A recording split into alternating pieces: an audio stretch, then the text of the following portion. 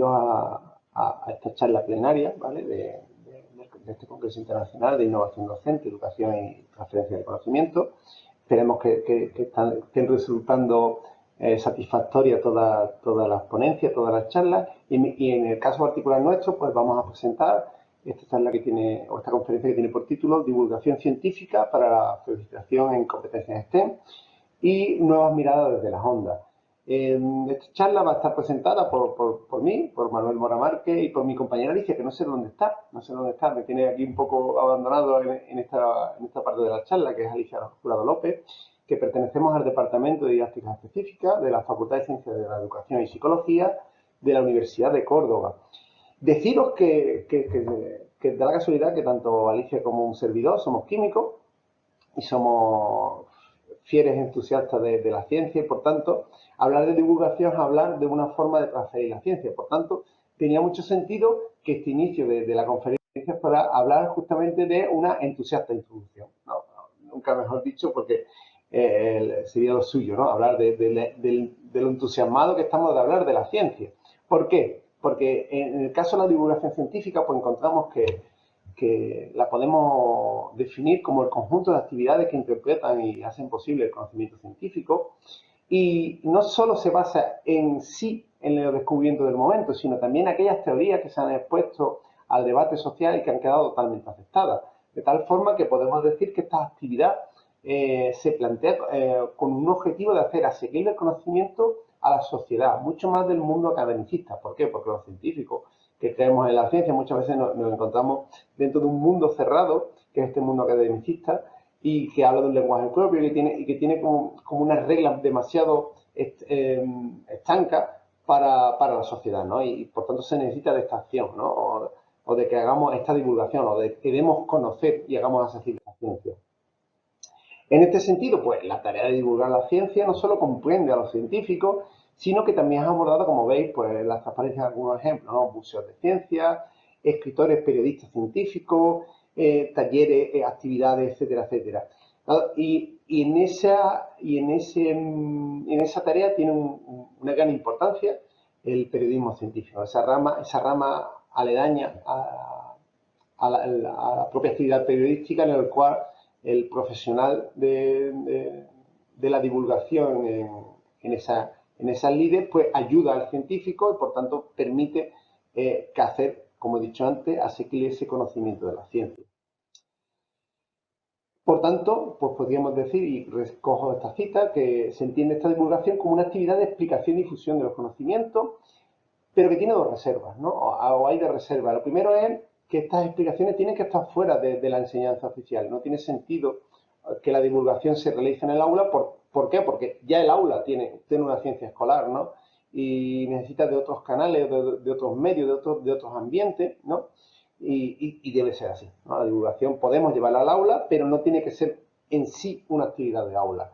La segunda reserva es que estas explicaciones o estas formas de entender la ciencia no tienen un fin propio de forma especialista, ni perfeccionarlo en la propia especialidad, porque si no estaríamos cayendo en algo que se adolece, ¿no? De que la ciencia cree, o siempre se ha pensado que la ciencia la hacen los científicos y, por tanto, hablar de ciencia es hablar para instruirte en un camino determinado, y no es eso, ¿no?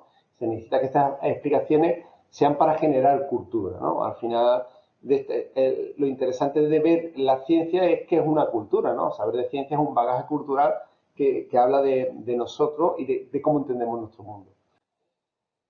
Por tanto, y terminando esta entusiasta introducción, pues se tenía que decir y se dijo que algo que recoge la conferencia de rectores de las universidades españolas, que la divulgación, como veis, junto con la educación y la comunicación científica, es un pilar, ¿no? Que sustenta algo que es que la sociedad tiene que estar alfabetizada desde el punto de vista científico. ¿Por qué? Porque así la hace más crítica, más responsable y más en el mundo actual con respecto a la problemática de este siglo XXI, ¿no?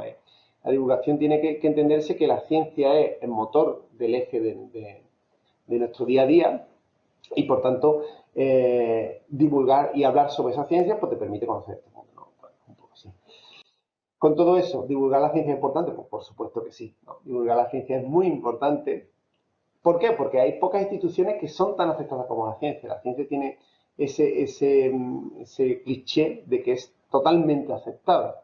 pero muchas veces lo que os pongo ahí, ¿no? Su expansión pues, ocasiona grandes desencuentros, ¿no? Los lenguajes son complicados, las metodologías, los instrumentos, y eso hace que se aleje o que se aleje justamente del conocimiento general o de que esa necesidad que se comprende en la sociedad, la propia ciencia haga que se aleje, ¿no? Esa paradoja habla de que ese conocimiento nuevo solo se construye si se utiliza un lenguaje que no entiende la sociedad. Y, por tanto, ¿por qué es importante divulgar la ciencia? Justamente por hacer que ese lenguaje sea un lenguaje social, o sea, una actividad que permita ser entendible, ¿no? Es por ello que tenemos que considerar que la ciencia debe volverse una ciencia ciudadana, ¿no? Tiene que divulgarse y comunicarse. Más, señalo claramente que la comunicación en esta rueda, en esta imagen que os pongo, que recuerda mucho a la fase del método científico, o de cómo trabajamos los científicos, a la forma de observar un problema, ¿no? Lo observamos, realizamos preguntas, realizamos hipótesis, hacemos experimentos, realizamos un análisis y emitimos resultados, los interpretamos. Hay un momento que esos resultados no se quedan en el laboratorio, sino que tienen que comunicarse, tienen que hacerse entendibles, porque si no la ciencia no se vuelve ciudadana, si no la ciencia no se entiende en la sociedad, ¿no? Si no los grandes hitos de la ciencia, ¿no? Bueno, hace relativamente unos años se habló muchísimo de las partículas, se vuelve a hablar de las partículas, de los aceleradores de partículas de bosones, la partícula de Dios, ese bosón de Higgs, que fue un hito grandísimo en el cual colaboraron muchos institutos, muchos científicos, igual que en la pandemia la gran ayuda fue generar vacunas un tiempo muy rápido para combatir a este coronavirus. Pues todo eso tiene que comunicarse, ¿no?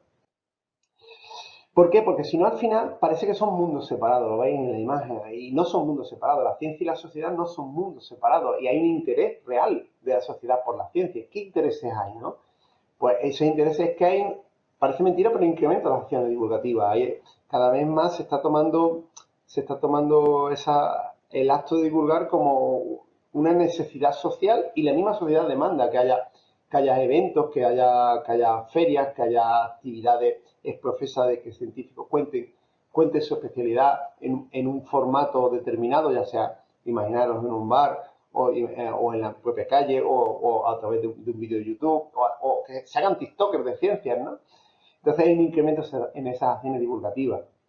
Por otro lado, hay unas necesidades. La propia sociedad piensa que la ciencia es importante porque hay unas necesidades propias, por un lado, de formación, ¿no? La ciencia, evidentemente, forma científicos y forma especialistas en el ámbito o en las distintas áreas de la ciencia. Hay necesidad de información. Es verdad que todos necesitamos estar informados de estos avances para seguir cómo va avanzando nuestro mundo, ¿no? Ya sea, como he dicho antes, con el famoso descubrimiento de la partícula de Higgs, o sea, las vacunas de este coronavirus. Y hay necesidad de conocimiento. Al final hay un conocimiento en sí puro de conocer la ciencia y por qué influye sobre la sociedad. Por otro lado, hay un aumento en que los avances tecnológicos ganen calidad. Bueno, imaginaros, ¿no? Yo estoy llevando esta presentación sin Alicia, que sigo sin saber por dónde está, utilizando una pequeña cámara que hace solamente 10 años pues era impensable que ordenadores tuvieran cámaras miniaturizadas que pudieran captar tanto mi voz como mi vídeo, y lo hay, ¿no? Y hay un avance en que cada vez se miniaturicen más esas cámaras, o hay un avance a nivel tecnológico con respecto a los móviles, ¿no? Que cada vez pues tienen muchísimas tecnologías y se parecen más como ordenadores. Entonces, ese aumento en cómo influye la calidad de esos avances tecnológicos, pues también es una demanda social. Hay una demanda social con respecto a educación, ¿no? Está claro que, que es un pilar básico la educación, y dentro de ella pues entran las distintas áreas de conocimiento de la ciencia. Y hay una demanda a que esa ciencia sea interdisciplinar, o que entendamos los problemas globales de nuestro mundo desde la ciencia, pero desde los distintos ámbitos, ¿no? Ya sea, por ejemplo, el efecto invernadero, gases de efecto invernadero, que lo podemos entender desde el punto de vista de la biología, lo podemos ver desde el punto de vista de la química, lo podemos ver desde el punto de vista incluso de la informática, ¿no? De poder medir o de poder tener sensores para medir la calidad de un aire, ¿no? En este, En este sentido, una idea, ¿no? Vamos a partir de una idea, que es, ¿por qué es importante divulgar? Porque se convierte en un mecanismo para acercar a la sociedad, a la ciencia a la sociedad. Al final, una forma de cerrar lo que hemos dicho, esa brecha que parece que hay entre los conocimientos generados y la percepción social de los mismos, que no valora esa importancia. Y es que parece, y es entendible, que tanto la ciencia como la divulgación de la ciencia son como entes sinérgicos que tienen características comunes, pero enfoques totalmente diferentes. De tal forma que si colocamos en una balanza la ciencia y la divulgación científica y analizamos esas características, si tenemos en cuenta los métodos de difusión, la ciencia va a utilizar siempre métodos tabulados, como son artículos, manuales, protocolos, informes, libros especializados, etcétera, etcétera. Mientras que la divulgación científica tendrá como medio de difusión los periódicos, las revistas, libros, internet, blogs, que son medios mucho más sociales, mucho más cercanos a la sociedad.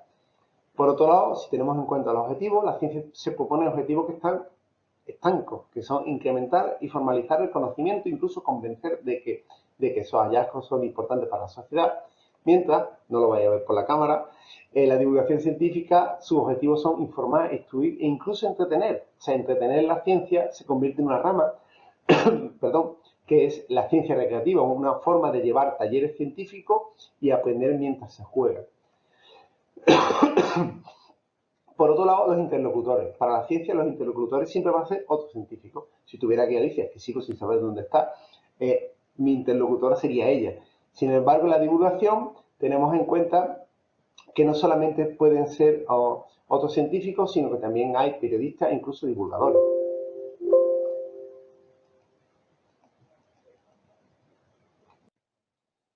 Con todo esto, ¿qué objetivo tiene la divulgación científica? Por un lado, pues una serie de objetivos que he recogido aquí. La creación de una conciencia científica colectiva. Eso redunda en que la ciencia va a ser cultura. La comunicación sobre los riesgos que tiene, las distintas problemáticas actuales, ¿no? de nuestro mundo, en esa sociedad, ¿no? Ya sea gases de efecto invernadero, otra pandemia, etcétera, etcétera.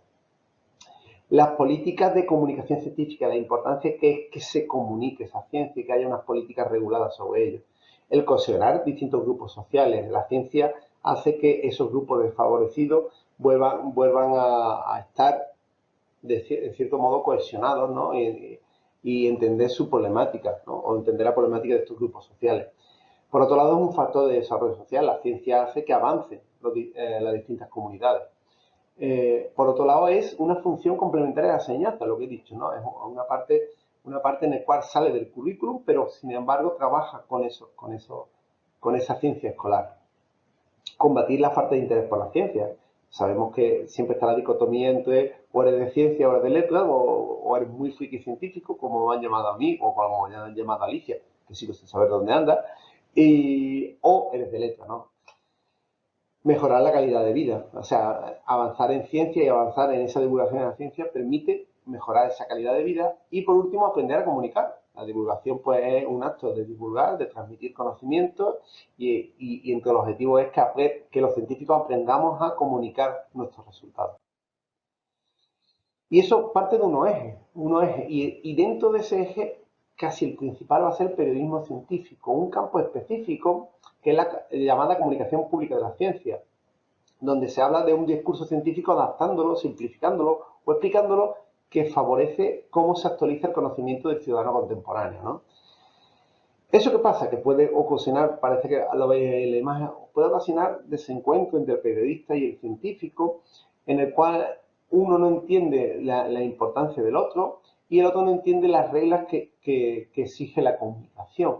Pero es que deben encontrarse. ¿Por qué? Porque es que la ciencia es cultura, ¿no? La ciencia es cultura en sí y no deben existir esos desencuentros.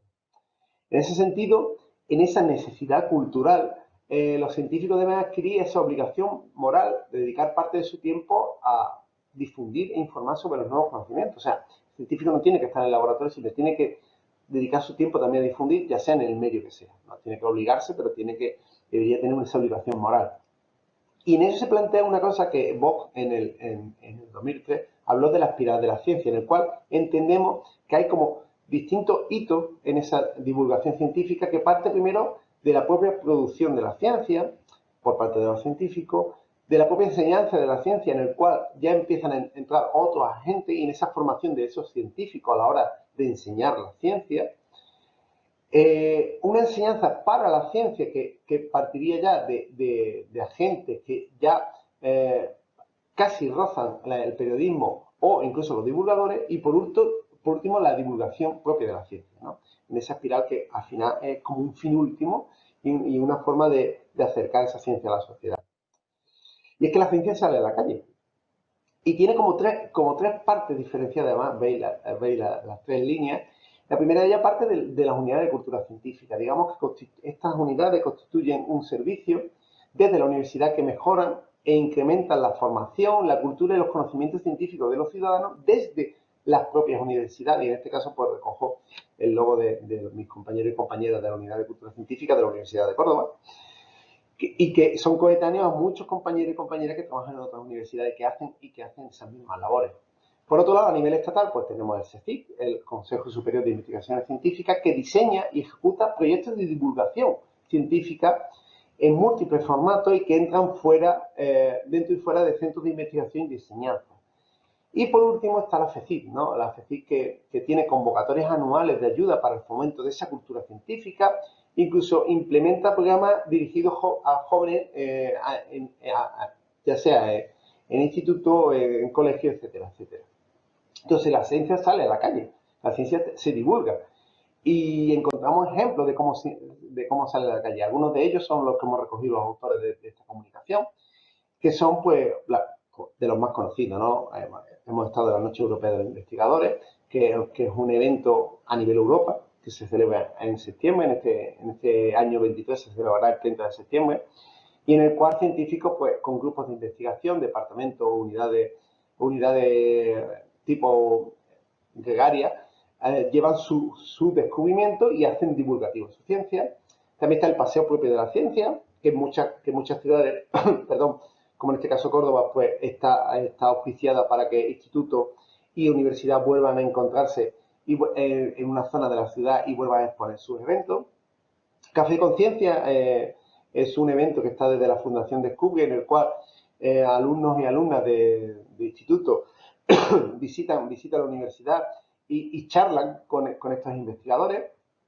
El 11 de febrero celebramos el Día Internacional de la Mujer y la Niña en la Ciencia, de lo cual mi compañero dice, que sigo sin saber de dónde anda, es parte de esos eventos que se hacen.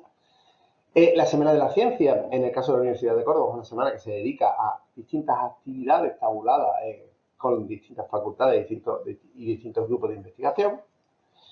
Ingenio en ruta, pues si el viejo dicho, ¿no? Si la montaña no va a Mahoma, o si Mahoma no va a la montaña, perdón, la montaña va a Mahoma, pues si la ciencia no sale del laboratorio, o si el científico, o si no venís al laboratorio, el científico sale al laboratorio y va al instituto, ¿no? Y en este caso, pues se diseña un programa a nivel Universidad de Córdoba en el cual científicos y científicas recorren la provincia y hablan de los distintos avances en su campo de aplicación. Y por último, pues, ciencia aficionado, pues. Se lee un libro, se habla sobre la ciencia de ese libro, se documenta con una periodista y yo creo que es otro formato más. Algunos de los ejemplos, ¿no? En este caso particular, pues con esos ejemplos, es que la ciencia sale a la calle, pero es que tiene unos canales de difusión que están muy establecidos y que podemos resumir en tres bloques grandes. ¿Por qué? Porque la ciencia se lee y para ello pues, utilizamos desde libros de texto hasta revistas científicas o libros de divulgación científica o blogs de ciencia o periódicos o incluso cómics, ¿no? Entonces la ciencia, el medio escrito de la ciencia puede leerse. La labor del divulgador está en acercar a través de esa escritura esos hallazgos y traducirlos o transcribirlos o hacerlos cercanos a la sociedad. Por otro lado, la ciencia se ve y tenemos desde divulgadores que tienen muchos canales de YouTube o cualquier profesor que utilice muchos canales de YouTube o otras plataformas online, y hay programas y series de televisión que favorecen que la ciencia salga en streaming y llegue a nuestras pantallas con ejemplos muy claros desde que van desde pues el programa típicos como El hormiguero, en el cual hay un bloque de ciencia, o programas como Órbita Laica, que ahora me acabo de llegar a mi cabeza, que son programas que están dedicados exclusivamente a la ciencia. Y por último, la ciencia también se escucha y se utilizan pues, programas de radio o podcast científicos. ¿Y cuál es el ejemplo de toda la deriva que estoy haciendo aquí? Pues hablar de esos podcasts científicos. Y voy a aterrizar en eso porque vamos a hablar de algo que le tenemos mucho cariño, que llevamos 8 o 9 programas, ¿no? Que es la creación de un podcast científico. Pero para ello, ¿por qué usar divulgar a través de los podcasts?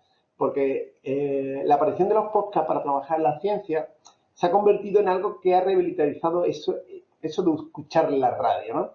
Y es que resulta que el podcast es una herramienta flexible y que podemos adaptar a la educación, sea formal, no formal o informal, ¿vale? Y podemos adaptar en varios formatos. ¿Por qué? Porque tiene unas características que la hacen muy amigable como recurso, ya que nos permite difundir contenido de una forma muy simple. Muy simple. Grabar un podcast es, pongo un micrófono, grabo un audio, añado unas carátulas, añado algunos efectos y lo difundo. O sea, difundir contenido de forma muy simple. Hay un consumo que es a demanda. Yo grabo un podcast, lo subo a una plataforma y ya el usuario que recibe la oferta lo escucha a la hora que sea, a los momentos que sea, las veces que sea. Promueve un contenido en abierto y es algo que es maravilloso para la ciencia. La ciencia tiene que ser en abierta y entonces ese contenido en abierto te permite trabajar sobre esos contenidos científicos de una forma cercana. Te permite seleccionar el público. Puedes ir a un público que sea totalmente especializado o un público en abierto, ¿no? O un público por edades. Te permite que ese contenido se distribuya de una forma regulada. Tú puedes grabar un podcast o grabar una serie de podcasts y decidir si aparecen semanalmente, si aparecen diariamente, si aparecen mensualmente, si aparecen con un tiempo determinado, una periodicidad, etcétera, etcétera. Y por último, lo que os digo, ¿no? Se convierte en un recurso magnífico de aprendizaje en el aula porque permite generar algo sencillo y que el alumnado puede estandarizar y puede generar ese pez que se muerde la cola, ¿no? O empiezas tú en el aula y ese alumnado se queda con la ganas de seguir haciendo podcast.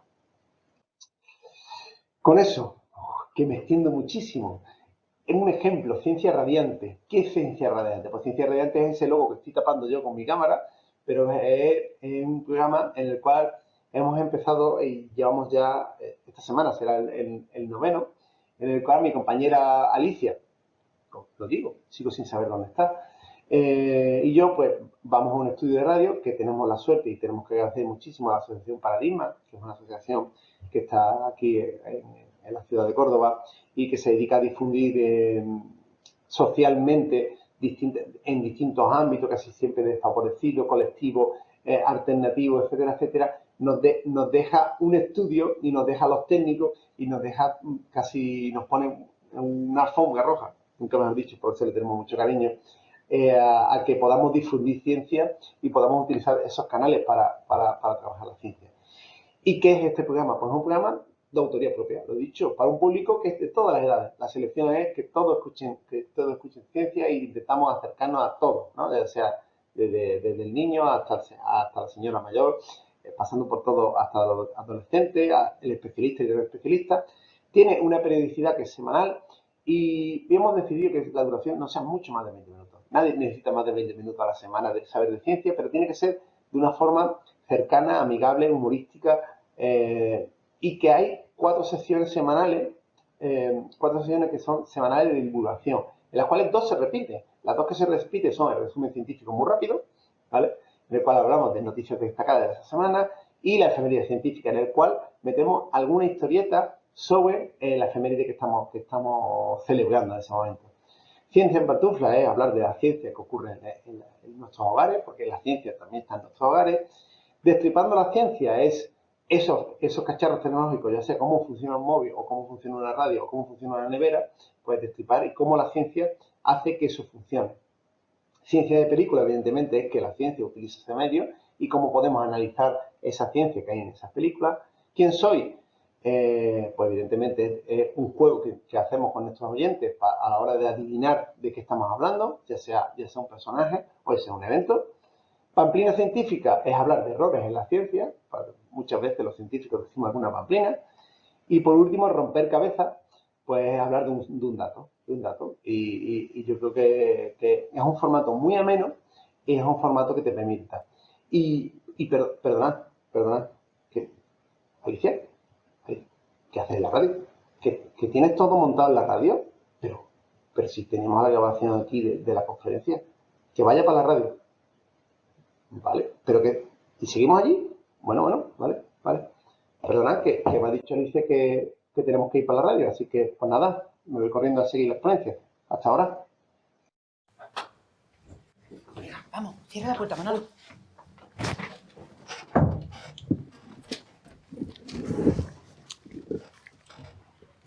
Oye, empezamos. Venga, Alicia, Venga, empezamos el programa.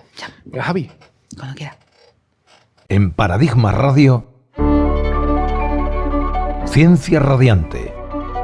Un espacio de ciencia breve, conciso y un poco canalla. Presenta Manolo Mora, su científico de cabecera. Bienvenido y como dice en el show de Truman, buenos días, buenas tardes y buenas noches. Todo depende de cuándo estés escuchando este podcast de ciencia de Paradigma Radio. Soy Manolo Mora, su científico de cabecera de, esperemos, muchos más podcasts. Y esto es Ciencia Radiante, su programa de ciencia. Sí, has escuchado bien, de ciencia. Una disciplina maravillosa y luminosa, brillante como esos bichitos de la noche que iluminan su culo para ligar, o esa estrella que acaba siendo una supernova en el cielo. Una ciencia casi tan brillante como mi compañera de aventura radiofónica, Alicia Jurado. Bienvenida, Alicia. Qué presentación más brillante. ¿A que sí? Muchas gracias, Manolo. Y muy agradecida por la oportunidad de hablar de ciencia, nuestra amada área de conocimiento, a veces desconocida y a veces mal empleada, pero es que siempre es necesaria y vital para la humanidad. Sí, si te parece, creo que es el momento de hacer una declaración de intenciones. Sí, yo creo que sí, ¿no? ¿Crees? Yo creo que sí, para hacer un poco el cuerpo a los oyentes de lo que van a encontrar en este programa. Pues me parece fantástico y una buenísima idea. Así que, Javi, pincha un poco de reverb y eco de monasterio, que empiezo. Prometo, por mi honor de científico, portarme mal, pero solo con el fin de hacer entender a los oyentes la importancia que tiene la ciencia en nuestro día a día y lo divertido que es comprenderla y hablar de ella a otras personas. Si es que la ciencia es cultura, a ver si nos enteramos de una vez por todas, puñe. Muy bien dicho. Yo, por mi parte, prometo acompañarte en esta aventura y ayudarte a hacer esa ciencia divulgativa, integradora, educadora y cercana. Dar esa visión de esta disciplina, una ciencia hecha por personas para mejorar la vida de otras personas. Pues una vez presentado y declarado, ¿te parece, Alicia, que nos metamos en faena? Pues sí, la verdad que me parece bien. ¿Saco algún tema en concreto que sea al azar y la teoría de la probabilidad o usamos una hoja de cálculo en la cual metamos variables enlazadas? Qué chulo veo yo todo eso, ¿no? Pero si te parece, Javi, dale a la primera sesión que veas. Venga, que empezamos. Informe científico semanal muy rápido.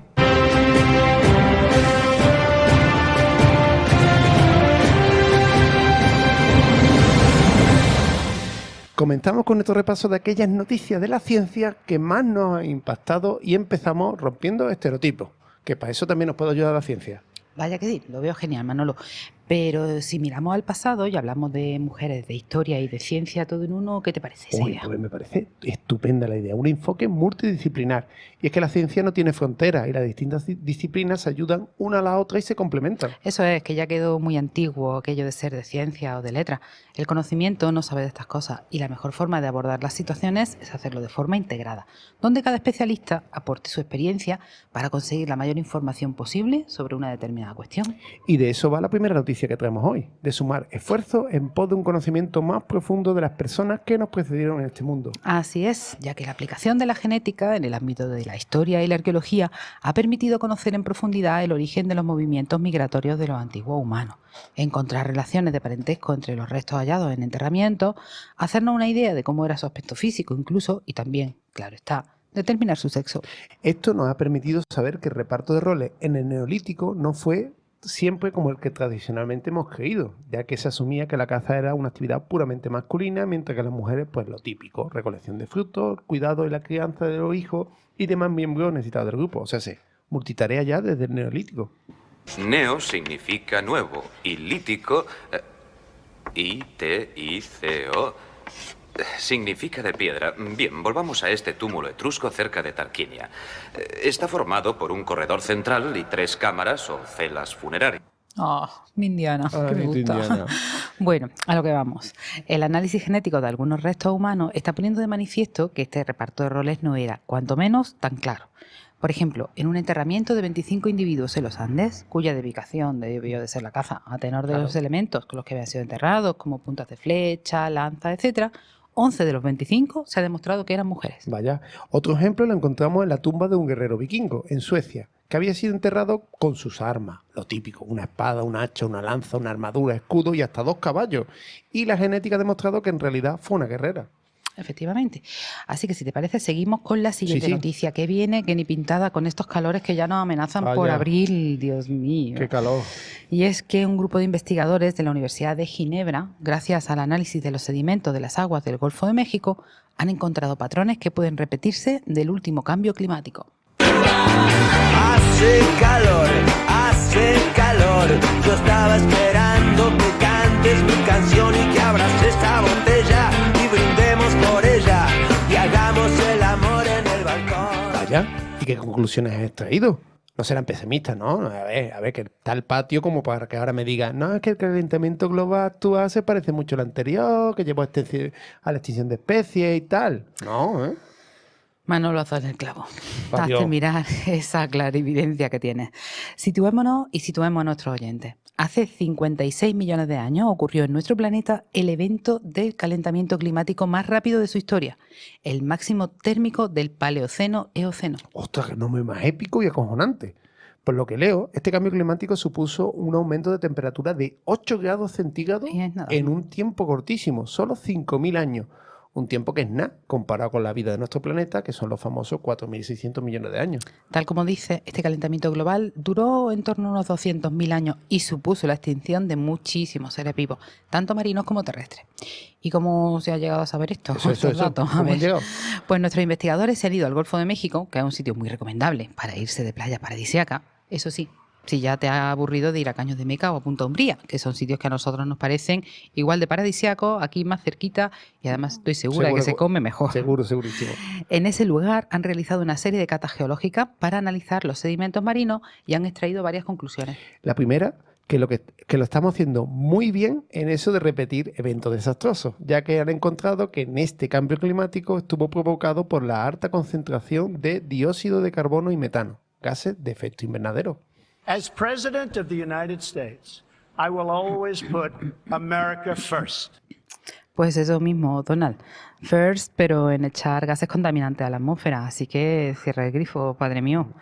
Junto con estos gases nocivos, los investigadores han encontrado una gran cantidad de sedimento arcilloso, lo que supondría que en este periodo la estacionalidad e intensidad de las lluvias fue muy grande, lo que supuso un aumento de la erosión en la corteza terrestre, su depósito en las cuencas marinas y una mayor turbidez del océano, lo que acarreó también la muerte de muchas especies marinas. Lo cojonante de esta noticia es que estamos en esos valores y registros de emisiones de gases de efecto invernadero, así que sí o sí hay que volverse más sostenible por el bien de todos los bichejos que vivimos en este planeta. Uf, qué bajona, ¿no, Alicia? ¿Por qué no nos despedimos del resumen con algo más liviano, más del día a día? Pues mira, me has leído el pensamiento del día a día, hablemos del horóscopo. ¿El horóscopo? Me encanta el horóscopo. Me encanta con su hoy te cruzarás con gente interesante o tendrás un día maravilloso en el trabajo. Pues mira, a mí no me gusta nada. De ¿No? hecho, la astrología es una pseudociencia que no tiene ningún respaldo científico. ¿Qué te da coraje? Te voy a poner unas velas negras que te va a acordar de Lola Mon... Alicia, ahí lo ves, no tientes la suerte, que nos va a caer una maldición astrológica. Hablando de astrología, es el arte de predecir hechos futuros y conocer el carácter de las personas a partir de la posición y el movimiento de los astros en el cielo. ¿Qué predecir ni predecir? ¿Sabes que la mayoría de la gente no le corresponde realmente el signo zodiacal que cree que tiene? ¿No? No, realmente hay 13 constelaciones en el cielo, pero resulta que el calendario babilónico era de 12 meses, así que eligieron 12 de las constelaciones para nombrar esos 12 signos zodiacales, dejando fuera a Ofiuco. Ofiuco, oh, qué bonito. El signo zodiacal de las oficinas de nuestra universidad, de la UCO. Chiste malo, lo siento. Sí, sí, es malillo, sí. Pero bueno, siguiendo con la nula credibilidad que tiene el horóscopo, te diré que además que el efecto del movimiento de precesión de la Tierra hace que estos signos zodiacales se hayan movido casi un mes desde que se definieron por los babilónicos. Con lo cual, si te encuentras con un babilónico que nació en el signo de Géminis, actualmente le corresponderá el signo de Tauro. Vaya, pero eso de acertar nuestra personalidad y hechos futuros, eso sí, ¿no? Pues no. Un astrólogo acierta lo que acertaría cualquiera, vamos. Es más, en una investigación realizada por la Universidad de Berkeley se eligieron 7 personas al azar y 44 astrólogos no fueron capaces de emparejar completamente los datos de nacimiento con unos cuestionarios realizados sobre su personalidad. El que más cerca quedó solo pudo emparejar 7 de las 7 personas, vamos. Lo que hubiéramos acertado cualquiera. Cualquiera de los tú o dos, yo. vaya. Ujú.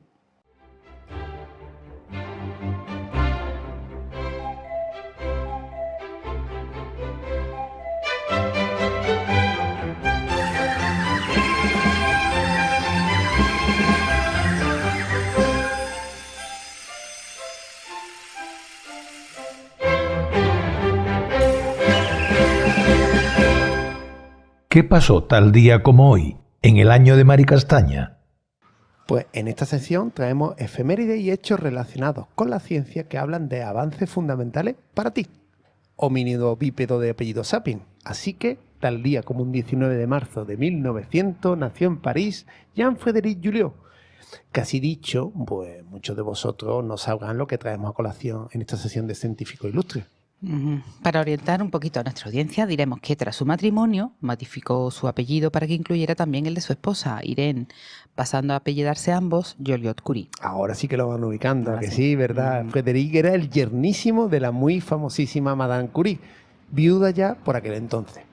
Frédéric e Irene se conocieron en el Instituto del Radio de París, cuando él entró a trabajar como colaborador. Desde ese momento comenzaron a investigar juntos sobre isótopos radiactivos de elementos que originariamente no lo son, lo que llamamos radiactividad artificial o inducida. Antes de seguir adelante, hagamos un breve recordatorio de qué es la radiactividad, ¿no te parece, Manolo? Me parece perfecto, me parece perfecto. Hay algunos elementos, sobre todo los que están formados por átomos muy pesados, el uranio, que son inestables y tienden a descomponerse formando otros elementos. Estos cambios ocurren en el núcleo de los átomos y de ahí que lo llamemos reacciones nucleares. Así es, estas transformaciones transcurren mediante la emisión de 3 tipos de radiación que fueron nombrados con las 3 primeras letras del alfabeto griego, es decir, la radiación alfa, beta y gamma. Lo que descubrieron Irene y Frédéric Joliot-Curie fue que si se bombardean elementos estables como boro y aluminio con partículas con la suficiente energía, estas eran capaces de penetrar en los núcleos de los átomos y convertirlos en radiactivos. Estos procesos de desintegración o fisión nuclear, que también se llama así, emiten gran cantidad de energía, que es la que se transforma en electricidad en las centrales nucleares. Pero de energía nuclear yo creo que es mejor, hablamos otro día, Sí, otro porque día. no nos vamos por las ramas y nos hemos dejado medio olvidado a nuestro protagonista. Ay, eso, pobre Frédéric. Qué presión debería sentir en esa familia de gente tan brillante, sobre todo con la suegra. Creo, Manolo, que disponemos de la grabación inédita de una entrevista que hicieron a Frédéric Joliot-Curie en los días posteriores a la concesión del Premio Nobel de Química para él y su mujer. Sí, rescatada por nuestra máquina del tiempo y además la primera concedida en español. Así que todo un documento sonoro en toda regla. En Madrid, corresponsales de todos los medios entrevista a Jean-Frédéric Joliot-Curie, el yernísimo de la afamada Madame Curie, justo después del pelotazo de conseguir el premio Nobel. En la ronda de entrevistas le toca a la periodista enviada por la afamada radio Paradigma Media. Buenos días a todos nuestros oyentes. Estamos aquí en el Hotel Ritz de Madrid entrevistando a un científico en toda regla, un galán y un chulazo. Buenos días, Jean-Frédéric Joliot-Curie. Oh, bonjour, bella dame. Je m'appelle Frédéric, acortando un peu, porque si no la entrevista se va a alargar más que un día sin pen. De acuerdo. Si le parece, Frédéric, háblenos de su descubrimiento. Oh, bien sûr, bien sûr. Mi pequeña y bella Irene y moi descubrimos la reacción de fisión usando petites partículas et obteniendo gran énergie. Oh, c'était le plus beau jour de notre vie. Pardon, en francés. Fue un día maravilloso, reconocido ahora con el premio Nobel. Sí, todo esto es muy interesante. Pero yo le hablaba del descubrimiento de tener una suegra tan inteligente y encima ganadora de 2 premios Nobel. ¿Qué tal es Marie Curie fuera de los focos, en la intimidad de la casa? Un gran fan y una gran científica. Oh, ya está. Un poco escueto, ¿no? Seguro que solo eso es lo que puede contarnos de la gran Madame Curie. ¿Podría contarnos algo del día a día en casa de su suegra? A ver, esto no era la pregunta que esperaba. Mon manager ya comentó antes de empezar que yo iba a hablar del premio Nobel. Hombre, ya, pero una pequeña anécdota no hace daño, ¿no? Bien, très bien, aucun problème. Au dîner de Noël, pardon, en Navidad, Mi suegra estaba todo el tiempo, Frédéric, couper la dame, Frédéric, mete la table, Frédéric, avez-vous apporté le vin? Un poco estresante. De plus, mi suegra es tout le temps soltando eso. Yo tengo 2 premios Nobel. ¿Y tú qué? ¿Y tú qué? Una media con mi petit fils. Y claro, uno se calienta y le dice, ya que yo le es supreme, la muy suegra mía. Que no es todo de color de rosa en casa de los Curie. No. Mi suegra y mi amada Irene se van al laboratorio y yo me quedo en casa nettoyant la visa et ramasser la maison. Perdón, en francés. Haciendo de sirviente. Si es que hasta mi suegra le ha regalado un chien, un perro. Y soy alérgico. Además, el perro me había por moi tout le temps. Incluso me muerde. La vida es très dura en mi casa. Ay, pobre, tome un pañuelo que veo que se ha emocionado. Pues nada, queridas amigas, no todo es de color de rosa en casa de los Curie. Jean-Frédéric coge el pañuelo, se seca las lágrimas y se queda más relajado después de la entrevista.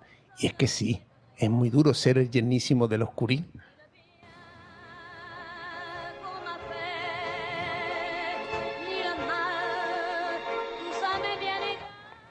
Pues vaya testimonio conmovedor, ¿no, Alicia? Pero pelillos a la mar con los asuntos no científicos, el descubrimiento de las reacciones de fisión supuso una auténtica revolución. Se disponía de un medio seguro para obtener una gran cantidad de energía limpia, sin emisiones de dióxido de carbono, una fuente de energía renovable. Y en el caso del fenómeno descubierto por Irene y Frédéric, nos permite estudiar procesos fisiológicos en los que participan estos elementos. Aunque esas cosas no se suelen decir muchas veces porque la información que se da muchas veces se da de manera sesgada. Y todo lo que suena nuclear parece que es malo y peligroso. Claro, normal. El desconocimiento de los procesos científicos y la mejor prensa de otras fuentes de energía. Pero si te parece eso para otro programa, que tengo ganas, Alicia, de que nos vayamos al cine. Buena idea.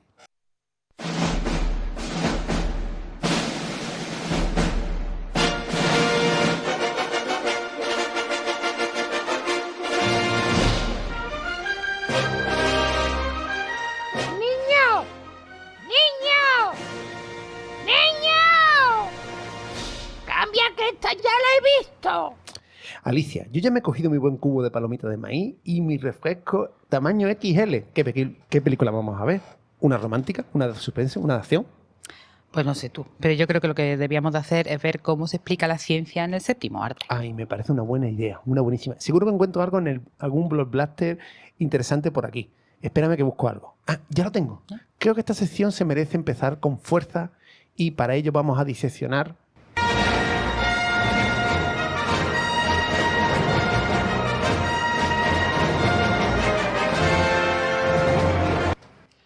Ahora sí que va a arder. O sea, que te vas a meter con Star Wars, con las millones de seguidores que esto tiene en el mundo. Si es que te gusta jugar con fuego, vamos. Que no es eso, Alicia, no te preocupes. Elijo esta película porque me parece un peliculón, la saga original, la de John Lucas, que con maquetas de cartón y tecnología del año 77 nos llevó a imaginar un futuro interestelar, otro mundo habitado y la conquista del espacio. Es más, añado. Que la fuerza te acompañe. Pues sí, maestro Yoda. Aceptado el reto. Venga, Manolo. Espero que no caigamos al lado oscuro y a ver, ¿qué pretende explicar a nuestra audiencia? Pues sencillamente 2 conceptos que tienen que ver con la propagación del sonido. A que mola mucho en una pantalla de cine una lucha como la siguiente.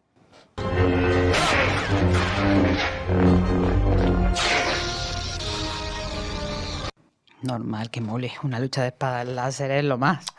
Sí, pero es erróneo eso de espada láser. El láser es una luz monocromática, pero si fuera una espada de luz, no tendríamos tecnología para atrapar dicha luz, que ya sabemos que viaja muy rápido.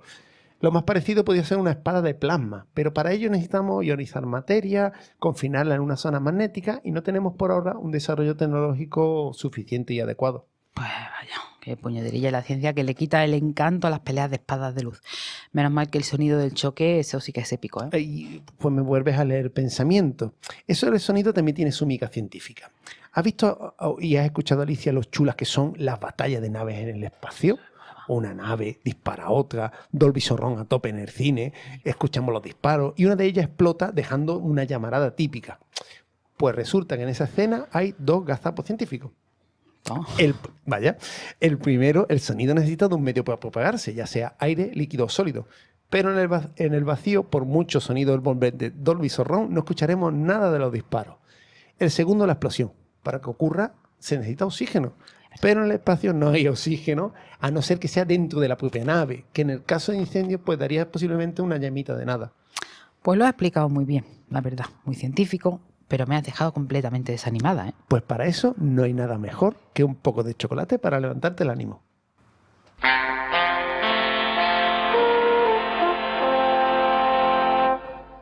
Ciencia en pantuflas. ¿Para qué buscar ciencia fuera si aquí en el brasero se está de lujo y tenemos cerveza en la nevera?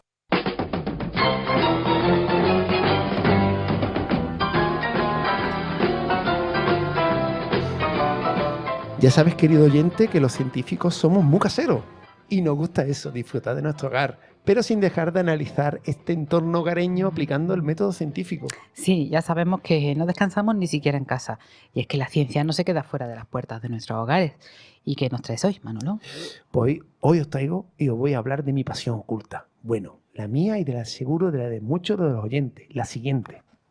Chocolate con leche Nestlé. Un gran vaso de leche en cada tableta. Chocolate con leche Nestlé. Chocolate, me encanta. Bueno, a mí sin leche. Además, muchísimo. Así que espero que ni se te ocurra hacer de las tuyas y quitarme todo el entusiasmo, que ya sabemos cómo te las gastas. Tranquilidad, tranquilidad de las masas. Y antes que empecéis a hacer una hoguera con este pobre científico para quemarme, hoy vamos a hablar simplemente de la ciencia que encierra en una tableta de chocolate o, en plan más mundano, por qué nos gusta y nos chifla tanto el chocolate. Lo primero, Alicia seguro que sabe, como muchos de los oyentes, que el chocolate pues viene de la planta del cacao. Theobroma cacao, una planta que estuvo tranquilita cerca de 3.000 años en Mesoamérica hasta que unos impíos y malolientes, la verdad olían mal, no me pongas esa cara porque olían mal, conquistadores la trajeron a Europa una vez descubierta América. Al hilo de lo que comentas, una anécdota es que Colón llevó muestras de cacao a los Reyes Católicos, pero le salió el tiro por la culata, ya que al probarlo su sabor amargo y algo picante no fue del gusto de tan augustas majestades. Muy bien puntualizado, Alicia. Y es que resulta que el cacao es amargo y nuestras papilas gustativas pues no están acostumbrados a ese sabor tan sumamente amargo y preferimos rebajarlo endulzándolo, ya sea usando algún producto lácteo o usando azúcar a granel. Siguiendo con este recorrido histórico que has planteado, Manolo, hay que decirles a los oyentes que la palabra chocolate podría provenir del vocablo azteca xochitl, y posiblemente el primer europeo que se tomó una bebida de cacao fue el conquistador Hernán Cortés, que dejó escrito en su biografía que cuando uno lo bebe puede viajar toda una jornada sin cansarse y sin tener necesidad de alimentarse. Vamos, lo que sabemos, que te tomas un chocolate ahí calentito y te pone energía enseguida para seguir, en este caso, conquistando. ¿Y por qué ocurre esto? Pues aterrizando en la ciencia, lo que hace apetecible al chocolate es un cóctel químico de al menos 600 compuestos diferentes, de los cuales 69 son aromáticos y exclusivos de los granos del cacao. Los compuestos volátiles son los que llegan a nuestra nariz y entonces percibimos el famoso olor a chocolate, que está debido al dimetiltripsulfido, el ácido acético, el 2-metoxifenol, el ácido fenilacético, la vanilina y el linalol. ¿Pero qué estáis hablando? Totalmente de acuerdo, Rafael. Vaya montón de palabras que has soltado ahí que no la entiende nadie. Antes de que te disperses, ¿cómo ocurre que en un solo grano de cacao aparezcan tantísimos compuestos químicos? Esa pregunta tiene mucha ciencia, Alicia, y resulta que no es de fácil solución. Primero, los granos tienen que fermentarse por bacterias y levaduras que producen los numerosísimos compuestos químicos que hemos nombrado con esos palabrejos que contribuyen al sabor y aroma final del chocolate. Y ahí empieza el problema. Un grano mal fermentado poseerá poco sabor y si se fermentara mucho tendrá un sabor demasiado ácido. Así que para las granjas productoras de cacao deben controlar tanto microbios como las condiciones climáticas y eso es fundamental, ya que de un sitio a otro la calidad del producto final puede variar drásticamente. Qué interesante. ¿Y es posible controlar estas variables que comentan? ¿La ciencia le ha puesto remedio a esta dispersión de resultados? Vamos, que si es posible estandarizar un chocolate. Oh, qué montón de preguntas, ¿no? Yo pregunto pues, muchas cosas. A todas ellas un rotundo sí. Investigaciones recientes en el país chocolatero por excelencia, Suiza, la de la vaquita rosa. Ah, esa. Es moradita, más Es bien, moradita, ¿eh? moradita. En la Universidad de Zurich han llegado a la conclusión de que la mejor manera de hacerlo es una nueva técnica de fermentación llamada incubación húmeda. Lo primero que se hace es secar los granos de cacao y luego se les pone en una solución de ácido láctico en etanol. de tal forma que el proceso se controla eficientemente, obteniéndose un sabor dulce y afrutado. Qué ganas me están entrando de comerme una onza de chocolate. Otra pregunta, Manolo. ¿Es verdad que el chocolate es adictivo? Porque yo es que empiezo una tableta y una y otra, y porque me paran, porque si no me la comería entera. A mí me pasa lo mismo, seguramente que a los oyentes igual. Y el culpable tiene nombre, la fenilalanina. Es una molécula presente en el chocolate que activa la producción de serotonina y dopamina, moléculas que en nuestro cerebro nos producen placer. Y claro, si se activan estos canales, pues normal que no puedas parar. Pero es que aparte, en una región cerebral llamada neoestriato, se produce encefalina, una droga natural que puede aumentar las ganas de comer compulsivamente mucho más allá de la necesidad energética.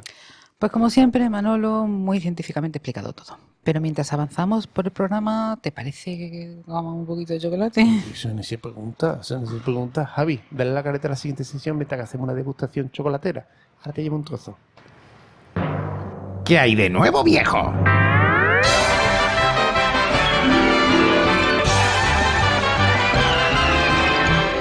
Babia University presenta Pamplinas científicas. Pues ya sabéis, la ciencia está hecha, querido oyente, por seres humanos para mejorar la vida de otros congéneres humanos. Altruismo máximo al poder. Pero los científicos y las científicas, pues de vez en cuando también nos equivocamos. Y soltamos alguna vez una soberana pamplina, eso sí, científica. Y hoy os traemos la alocada teoría del flojisto. As President of the United States, I will always put America first. Otra vez, Donald, que sí, pesado, que ya pesado, sabemos. ¿no? Uy, qué insistente. Que a veces sois el first también en Pamplina, ¿sabes? Pero creo que esta teoría en concreto se puso de moda en tiempos en los cuales no erais ni siquiera una colonia. Así que hoy no rascabolas, padre. Bueno, Manolo, cuéntale a la audiencia qué significa esa palabra. Pues esta teoría tenía que ver con algo en su momento misterioso, imperceptible, aunque algunas veces doloroso si nos acercamos mucho y nos quemamos. Y es que hoy vamos a hablar de los procesos de combustión. Combustión, fuego. Ten cuidado, que el que juega con fuego al final... Tranquila, no le vamos a meter fuego a nada ni al estudio tampoco, en principio, sino que vamos a hablar de este proceso por el cual un material arde y se consume. Y es que en 1667 la cosa no estaba tan clara y a río revuelto un alquimista alemán llamado Johann Becker sacó de la manga el flogisto, una sustancia hipotética que representaba la inflamabilidad, que de un plumazo sirvió para entender eso de la combustión. Así, una sustancia podía arder porque contenía flogisto y por tanto la combustión consistía en perder esa sustancia hipotética. Ah, pues vaya, ¿no? Hablamos de una época en la cual ya se conocía el método científico como un método de trabajo para explicar los procesos naturales y este caballero germano nos sale con esto ahí tan raro. Resulta un poco paradójico, ¿no? Pues un bastante paradójico, ya que en ese tiempo todavía andaba dando vuelta la teoría de Aristóteles de que toda la materia se componía de 4 elementos fundamentales: aire, fuego, tierra y agua. Con esta teoría, pues nuestro alquimista montó su idea loca, en la cual tierra y agua eran elementos en sí puros y fuego y aire eran agentes transformadores. Es más, todos los minerales se podían estar descritos por 3 tipos de tierras con características singulares. No creo que nadie, la verdad, a la luz de esa idea le hiciera mucho caso. Pues todo lo contrario. Un compañero químico suyo, también muy alemán, Georg Stahl, y se hizo acérrimo defensor de esta idea e incluso explicó cómo las sales metálicas podían volver al estado metal y viceversa. Y aparecían desigualdades bastante curiosas, como que el carbón se componía de flogisto más ceniza o el metal estaba hecho de flogisto más herrumbre. Pues una pamplina científica en toda regla, pero eso la comunidad científica yo estoy segura que no le dio mucho pábulo. Todo lo contrario. Al principio, cuando se empezaron a estudiar los gases, el químico Presley llamó al residuo del aire en una combustión aire flogistizado, una mezcla de nitrógeno y dióxido de carbono, y al aire que hacía que la combustión se mantuviera aire desflogistizado, lo que conocemos como oxígeno. Todo esto se solventó, menos mal, con el gran Antoine Lavoisier, que hizo un estudio metódico de los gases y arrojó luz sobre estas sombras alquímicas. Pues hijo, como dices, menos mal, menos lo que Pues el Lavoisier, pues un poquito de aquí cordura, porque ya me veía yo que para estudiar estos procesos químicos tendríamos que recurrir al trabalenguas que dice el aire está flogistizado. ¿Quién lo desflogistizará?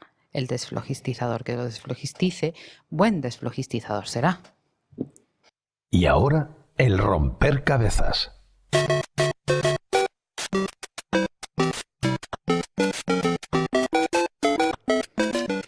Pues un dato para dejaros con la misma cara que una cabra mirando un barranco. La palabra átomo viene del griego y significa indivisible, pero eso de indivisible nada de nada. Seguro que recordáis que el átomo se compone de pequeñas partículas llamadas protones, neutrones y electrones. Exacto. Pero si le preguntas a un físico de partículas, el átomo tiene tantas partículas como para hacer 2 equipos de fútbol.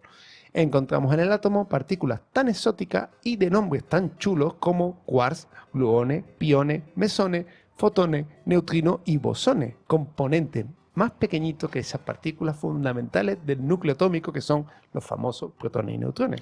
Estas partículas elementales, que como diríamos aquí en Córdoba, eso pesa nada y menos, se detectan en los aceleradores de partículas, en los que se generan al hacer colisionar partículas cargadas a grandes velocidades, y en ese momento podemos caracterizarlas. Y gracias a la famosa ecuación de Einstein, que dice que la energía es igual a la masa por la velocidad de la luz al cuadrado, o sea, E igual a mc al cuadrado, lo que queremos decirte, querido oyente, es que eres un ente tangible hecho a partir de energía condensada. Somos simple y llanamente energía.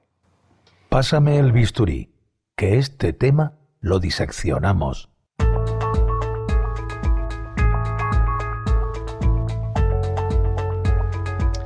Ya sabes, Alicia, soy un culo inquieto y me encantan destripar cosas. Esta sección me viene al pelo. Sí, Manolo, ya te conozco, que te encanta la bricomanía y desmontar cacharros.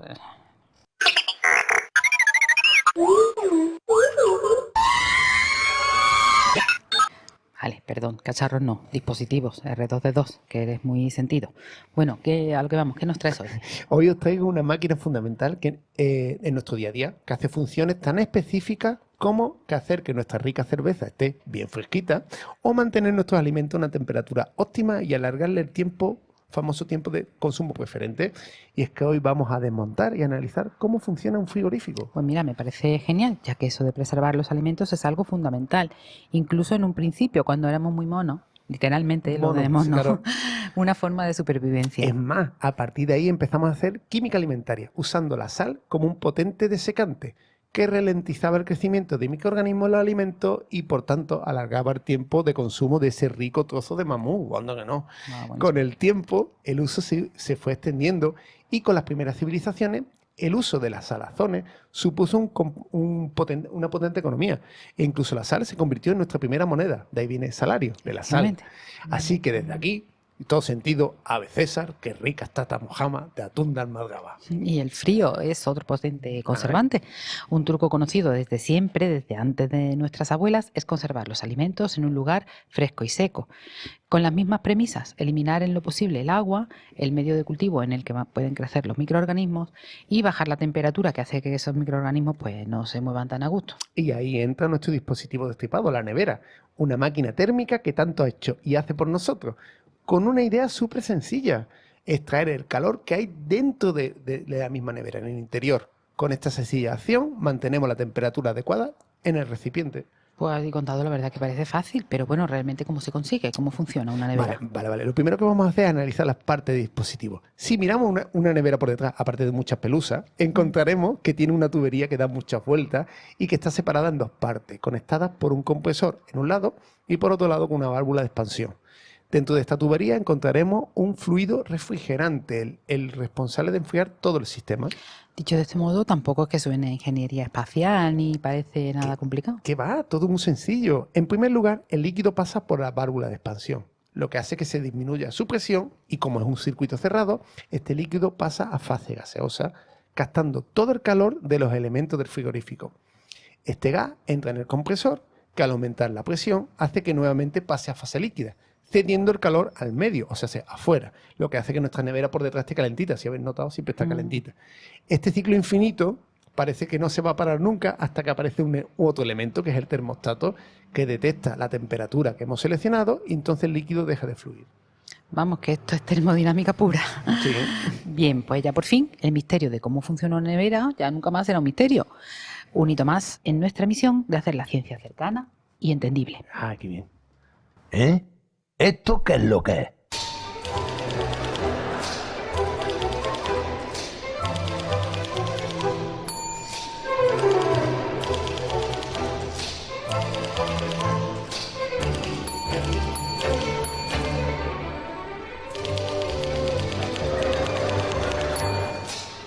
No sé si te has dado cuenta, Alicia, que aparte que toco muy bien el piano... La mecanografía la controla. pianada, pero los científicos y científicas lo hablamos raro. En un plan idioma secreto con fórmulas difíciles de descifrar. Esta sección la vamos a dedicar a aquellas palabras de la jerga científica que suenan a eso, a palabrotas. Y es que es importante explicarse, sobre todo si hablamos de ciencia y si queremos hacer ciencia divulgativa, pues debemos hacer que la gente nos entienda y no abusar de los tecnicismos. Totalmente correcto. ¿Por qué? Porque si no, lo que podemos hacer es que generemos rechazo, resquemor y fatiga generalizada por la ciencia, y eso no lo queremos. Y por todo esto empezamos esta sesión con una palabra, la palabra espectro.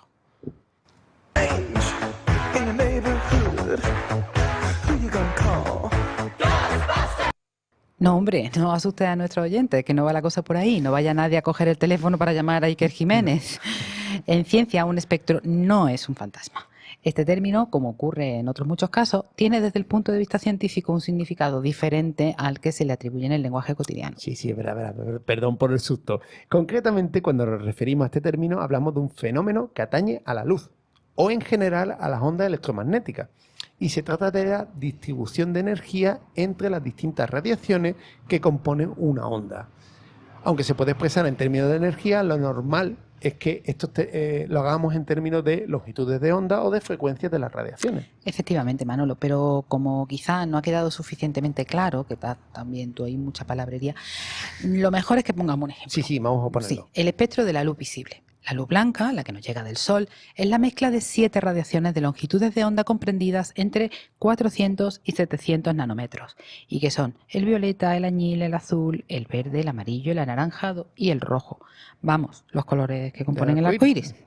Un experimento, el de descomponer la luz, que podemos hacerlo en casa simplemente usando un prisma. Ah, qué bien, qué experimento más chulo. Una característica importante en esto de las radiaciones es que una radiación es tanto más peligrosa cuanto más corta es su longitud de onda o mayor es su frecuencia. Así, las ondas de radio, y empezamos por ahí, son las menos energéticas del espectro electromagnético y su longitud de onda es del orden de metros o incluso kilómetros. Vaya, Manolo, ¿sabías que las ondas de radio son la emisión humana que más lejos ha viajado? En torno a unos 100 años luz. ¡Qué barbaridad! Pues sí, pues esto puede parecer mucho, pero en realidad, dadas las dimensiones de la Vía Láctea, es una distancia bastante pequeña. Sí, la verdad que sí. Pues tras las ondas de radio encontramos las microondas. Su longitud de onda sigue siendo lo suficientemente larga para ser una radiación inocua, poco energética. Así que si te llega a tu body, pues ni chicha ni limonada. Justo antes de la luz visible tenemos la zona del infrarrojo, la que genera cualquier cuerpo que intercambie calor. Los humanos no podemos ver esta radiación, pero sí sentirla, y si no, que nos lo digan aquí en Córdoba, el 15 de agosto, a las 5 de la tarde, en plena plaza de la Tres Culturas, ahí sin una sombra. Y ya te diré yo, si nos acordamos del infrarrojo y de toda su familia. Y de cercano y allegado, pues sí, es verdad. A continuación viene la luz visible, la única parte del espectro electromagnético que los filamentos y conos de nuestros ojos pueden percibir y por tanto vemos en multitud de colores y según qué ojos miren, porque para un servidor siempre será blanco, pero para Alicia pues posiblemente pues blanco roto, blanco hueso, blanco nacarado y un blanco etcétera. A ver, es que hay matices, ¿vale? Ya. A partir de aquí ya hay que empezar a tener precaución con la exposición a las radiaciones que quedan, porque van siendo cada vez más energéticas. Es por eso por lo que debemos usar protectores solares para proteger nuestra piel de la radiación ultravioleta. Bueno, por eso y también por no terminar el día de playa como una gamba a la plancha. Es verdad. Los rayos X son una radiación ionizante que a grandes dosis puede ocasionar severos daños a nuestra salud. Por este motivo, siempre veréis los técnicos y médicos radiólogos pues se protegerán en su ejercicio de la profesión y lo veréis forradito en plomo. Vaya. Y por último, la radiación más energética y por tanto la más peligrosa del espectro electromagnético son los rayos gamma, que se originan normalmente en procesos de desintegración radiactiva o en fenómenos astrofísicos. Es una radiación altamente penetrante capaz de causar un daño severo al núcleo de las células. Y sí, en los cómics de Marvel hacen que Bruce Banner se convierta en el increíble Hulk. Pero aquí este par de científicos prefieren no probar eso. No. Y lo he. Y no lo aciertas en un mes.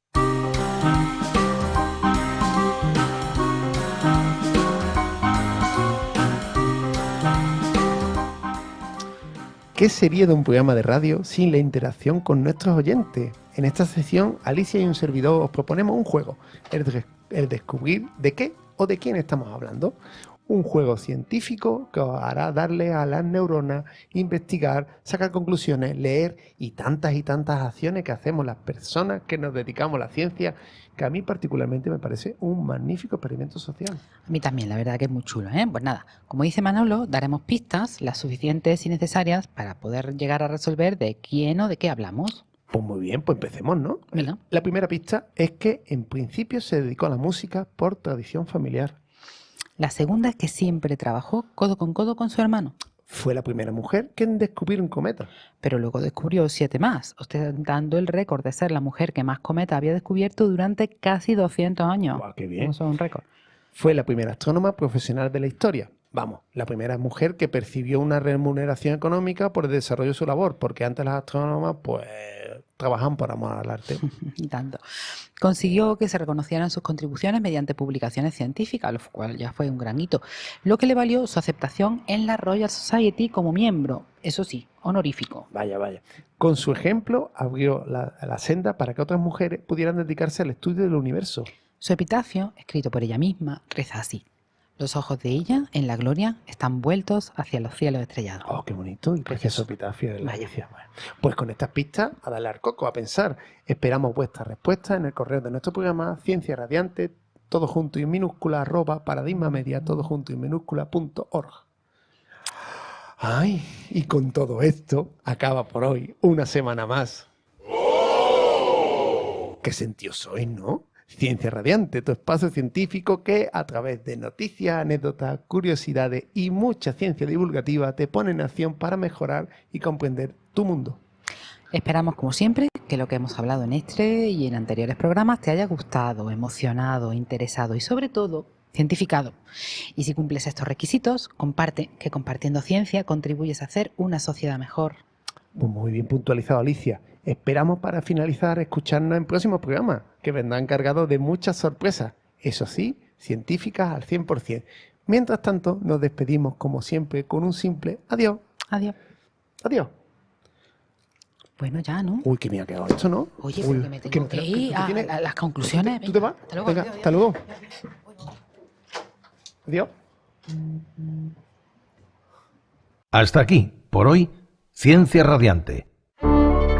Un espacio canalla de ciencia para todos los formatos, para el niño y la niña, el abuelo y la abuela, para ti e incluso para tu vecina del quinto, con el fin de llevar el conocimiento a todos los rincones de lo ancho y largo de nuestro planeta. Hasta la semana que viene, aquí, en Paradigma Radio. Ciencia Radiante.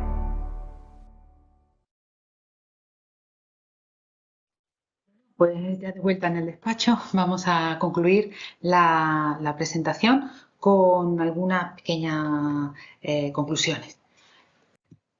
Tras 8 semanas de emisión de nuestros podcasts, hemos acumulado 478 descargas. Hemos tratado de tener en todo momento en cuenta la retroalimentación que nos llega por parte de nuestros oyentes, tanto en cuanto a la velocidad del discurso, que en principio era demasiado elevada, y también al nivel de los contenidos, ya que a veces podemos dar por sabidos conceptos que parte de la audiencia o bien no conoce o bien no recuerda, ¿no? Y bueno, los comentarios que nos llegan aparecen, los vamos a ir apareciendo en pantalla. En principio son bastante alentadores. Bien, es verdad que además prometemos que no todos nos lo han dicho familiares nuestros, ¿eh? En cuanto al futuro, pues tenemos algunos proyectos complementarios para realizar en un futuro cercano, como por ejemplo trabajar en la difusión en colaboración y conectando nuestra actividad con la que se lleva a cabo en el aula de radio de la Universidad de Córdoba, que se está poniendo en marcha actualmente. También tenemos programado una serie, trabajar un poquito en la difusión en redes de este proyecto, que de momento no hemos tenido ocasión de abordar, y también tenemos proyectados una serie de programas que van a estar centrados en la puesta en valor de iniciativas empresariales de la provincia de Córdoba que están basadas en la ciencia y la tecnología, con el objetivo de poner de manifiesto que apostar por la ciencia y la tecnología y la innovación no es un gasto, es una inversión que finalmente revierte en beneficios tangibles en las zonas en las que se lleva a cabo. Bueno, a modo de conclusión, ¿qué podemos decir? Pues que divulgar la ciencia debe ser una tarea fundamental entre los deberes que tiene un científico o una científica. Ya decía Carl Sagan, ¿no?, que vivimos en un mundo que está completamente dependiente de la ciencia y la tecnología y, sin embargo, no demasiada gente entiende de estas materias. La ciencia nos ayuda a entender cómo es nuestro universo, el mundo que nos rodea, ¿verdad? Desde sus componentes más fundamentales a la inmensidad de las galaxias, ¿no? Y nos ayuda además a desarrollar pensamiento crítico, una cosa súper necesaria, un aspecto muy, muy importante en los tiempos actuales en los que la información nos llega por todas partes, pero no toda es fiable. Tenemos que saber distinguir, ¿no?, el grano de la paja, qué es conocimiento contrastado, de que es una corriente de opinión, que será respetable, pero no está contrastada, ¿vale? Difundir el conocimiento, por tanto, es una labor tan importante como generarlo. De nada sirve que el conocimiento si no se conoce y no se usa. Y finalmente, la divulgación científica no solo debe servir para aumentar la alfabetización científica del público al que va dirigida, sino también para aumentar su cultura general, vencer ese estereotipo ya tan manido de que las personas cultas son aquellas que tienen muchos conocimientos sobre otras materias como la historia, la literatura o el arte, que por supuesto también, pero no se puede tener realmente una amplia cultura si se desconoce, si sea un ignorante, ¿no?, en materia científica. La cultura científica es cultura también. Y bueno, finalmente ya únicamente me queda decir que este es el proyecto de dos enamorados de la ciencia, cuya única meta es hacer disfrutar a los demás lo mismo que ellos disfrutan con los nuevos descubrimientos, las paradojas, las curiosidades, los experimentos que invariablemente despiertan siempre nuestro asombro. Muchas gracias por su atención y si tienen alguna duda o comentario estaremos encantados de atenderlo.